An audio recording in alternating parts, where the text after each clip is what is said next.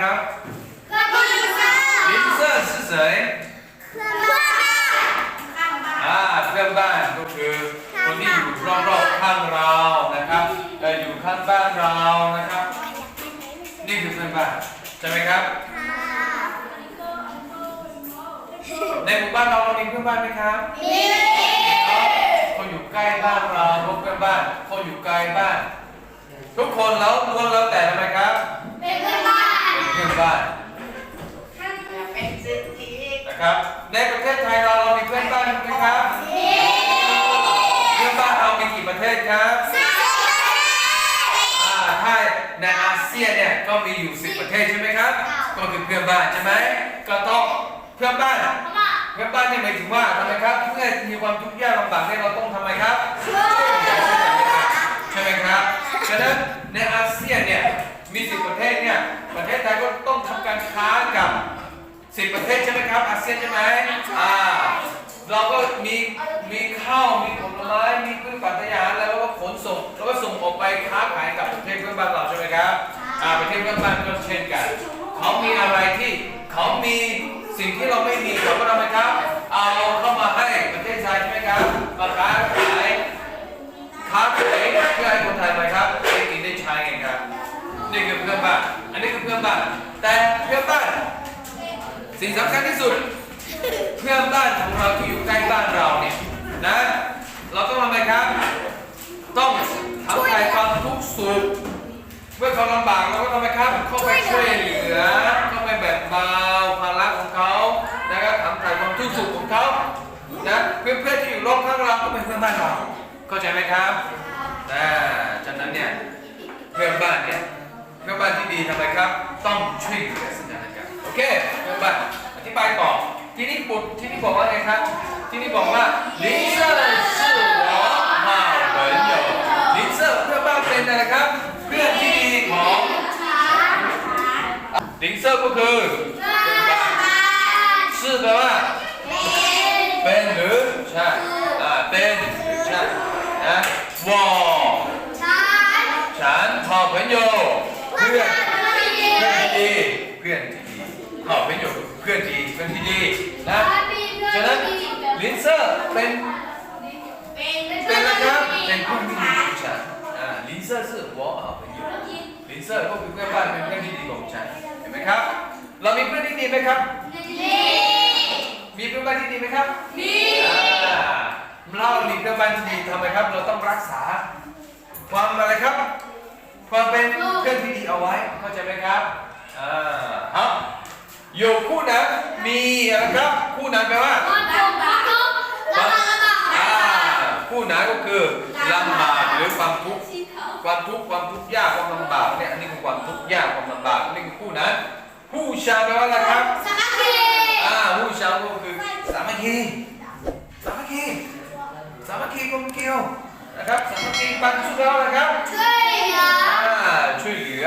เมื่อมีความทุกข์ยากนะครับเราต้องสามัคคีต้องมีน้ำหนึ่งใจเดียวกันใช่ไหมครับต้องมีน้ำหนึ่งใจเดียวกันแล้วก็ช่วยเหลือกันปันหมายแปลว่าช่วยเหลือผู้ชายก็คือสามัคคีนะครับช่วยสามัคคีเป็นน้ำหนึ่งใจเดียวกันนะครับคู่นั้นก็คือลำบากไม่มีความทุกข์ยากลำบากเราต้องทำไมครับต้องมีความสามัคคีต้องเป็นน้ำหนึ่งใจเดียวกันแล้วก็ช่วยเหลือซึ่งกันและกันเข้าใจไหมครับโอเคโย่快乐แปลว่าอะไรครับ快乐แปลว่าอะไรมีความสุข快乐แปลว่าอะไรครับมีความสุขเมื่อเรามีความสุขเมื่อเราสุขสบายพูดง่ายๆเมื่อเราสุขสบายเมื่อเรามีความสุขเราทำไมครับที่ถุงแปลว่าอะไรให้เราทำไมครับแบ่งปันเฟิงฉางแปลว่าอะไรครับเฟิงฉางแปลว่าอะไรครับเอาฟังดีครับเฟิงฉางแปลว่าอะไรครับเฟิงฉางแปลว่าแบ่งปันออกไปเมื่อเรามีความสุขเมื่อเราสุขสบายเราก็ทำไมครับแล้วก็แบ่งปันให้กับใครครับแบ่งปันให้กับเพื่อนใช่ไหมครับแบ่งปันให้กับเพื่อนเราสู้อะไรกันครับทำไมถึงหัวเราะครับโอเคลินเซอร์แปลว่าอะไรครับ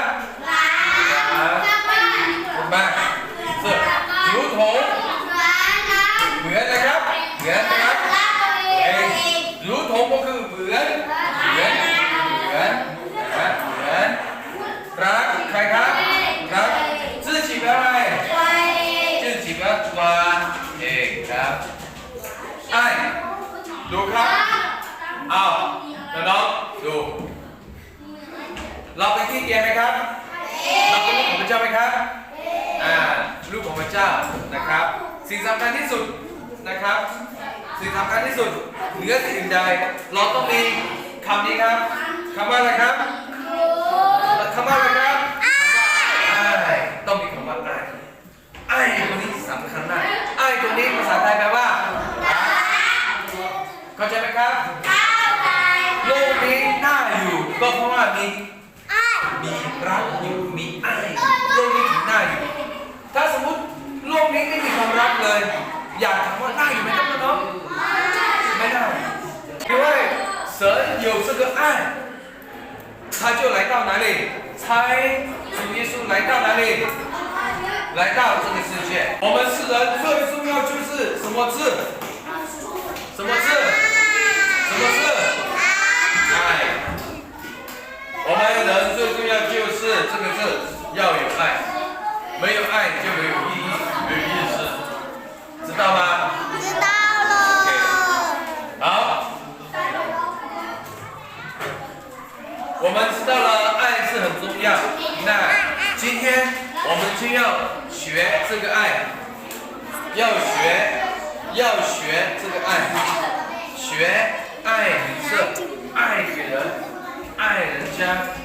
如同爱谁希望我们